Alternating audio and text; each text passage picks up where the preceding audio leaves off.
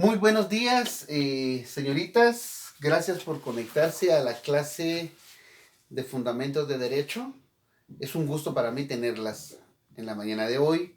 Por favor, no olviden que debemos de tener las precauciones del caso con esta cuestión de la pandemia. Y si necesitan salir a la calle, pues usen su mascarilla y hay que tener las medidas higiénicas necesarias por propia seguridad. En la mañana de hoy vamos a trabajar el tema división de los bienes. Los bienes se dividen en dos grandes grupos, corporales o cosas o incorporales. Los bienes corporales se dividen en muebles, inmuebles y semovientes. Los incorporales se dividen en derechos y acciones. Los bienes corporales muebles se subdividen en fungibles, no fungibles, consumibles, no consumibles, de dueños conocidos, de dueños desconocidos y sin dueño. Los bienes inmuebles son por naturaleza, por su incorporación, por su destino. Y los semovientes. Esta es la agrupación de los bienes y cosas que vamos a enfocar la mañana de hoy. Muy bien, la definición de bien tiene dos acepciones, una económica y otra jurídica. Y la que es jurídica es la que nos interesa en esta mañana. En el sentido económico es todo bien útil que utiliza el ser humano. Y en relación a lo jurídico es todo objeto que puede ser parte de la apropiación de una persona. Los bienes corporales también se llaman cosas y los bienes incorporales pueden llamarse acciones. En el caso de los bienes en primera categoría pueden ser tangibles, puede ser algo concreto, una mesa, una casa, una silla, un perro, un caballo, etc. Y los bienes intangibles son los derechos de autor, la propiedad artística de una obra, los derechos de una deuda, ¿verdad? Muy bien. Los bienes corporales se dividen en muebles, como ya dijimos acá.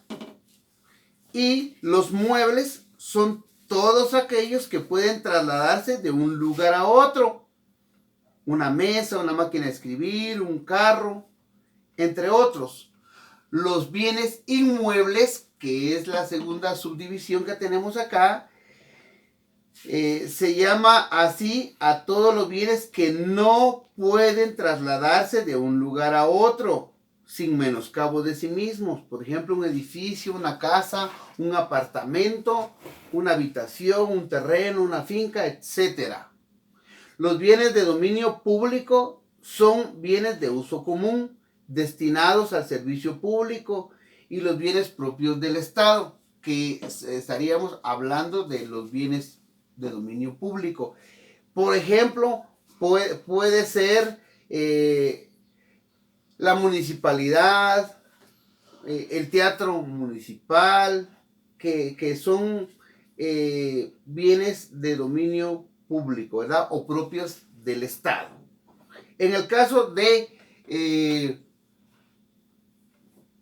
los de propiedad de particulares, tienen ese nombre porque pertenecen a una persona en específico. Un carro, por ejemplo, el carro que usted tiene en su casa está a nombre de su papá, o la casa donde usted vive está a nombre de su papá o de su mamá.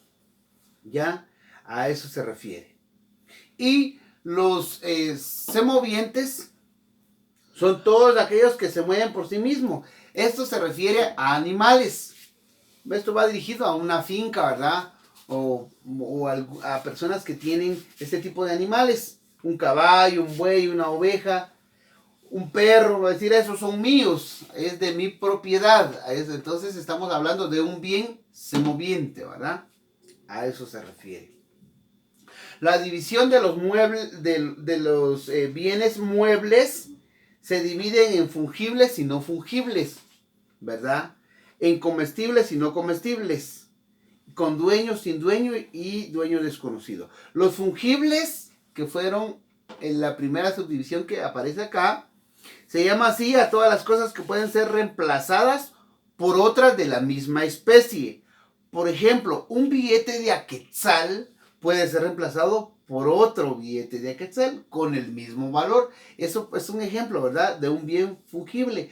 Un bien no fungible son las cosas que no se pueden reemplazar por otra de la misma especie, ¿verdad? Por ejemplo, un cuadro, una obra artística, ¿verdad? Por ejemplo, un cuadro de Picasso, esta obra no se puede reemplazar por otra, ni por otra del mismo autor, por ejemplo, ¿verdad? Tal vez una imitación podría ser. Y los consumibles pertenecen a esta clase, los bienes que se consumen en el primer uso apropiado de su naturaleza, ¿verdad? Por ejemplo, podría ser una manzana, podría ser una pera, una fruta, un vegetal que es consumible directamente para el ser humano.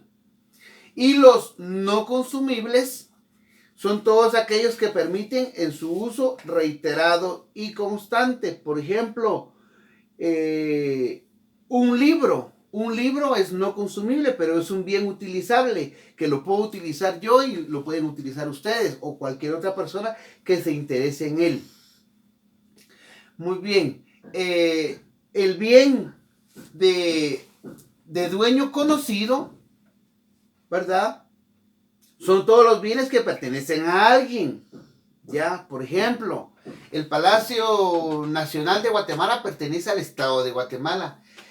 La vivienda donde usted vive, tiene en la escritura, aparece usted como propietario. Ese es un bien con dueño conocido. Y un bien con dueño desconocido, que es la otra subdivisión que tenemos ahí, se llaman así a los bienes que no obstante de tener dueño, lo tienen desconocido.